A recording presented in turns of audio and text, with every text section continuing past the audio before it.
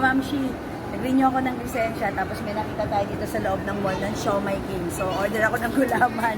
Medyo nauwaw ako kanina sa haba ng pila. Okay? Hello po, Siomai King. Order po ako ng black gulaman, dalawa. So guys, kanina nag-renew tayo ng lisensya. Pagbaba natin dito, no, meron tayong nakitang branch natin dito ng Siomai King. Hello? Ayan.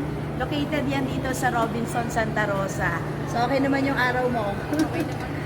So, order ako ng ating napakasarap na black gulaman. Mamaya na ako kakain ng siomai kasi kailangan ko pang bumalik dun sa taas. So, nakakatuwa lang, di ba? Yung mga Siomai King natin, katulad dito, hindi siya food cart. Isa siyang kiosk, tama?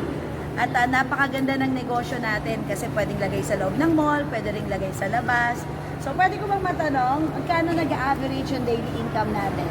Minsan po 12K. 12,000. Minsan, ibig sabihin, pwedeng matumal days pa yon. Pag medyo malakas, mga magkano? 15,000. So, nakakatuwa guys. Ayan, nabigyan tayo ng input. 12,000. Minsan daw, 15,000. Or pag talaga sobrang lakas, possible umaabot pa 20,000 a day. So, mga ka-Siomai King ha, message nyo ako pag interested kayo mag-franchise. Andito ako, mga mamshi, para assist kayo. Thank you!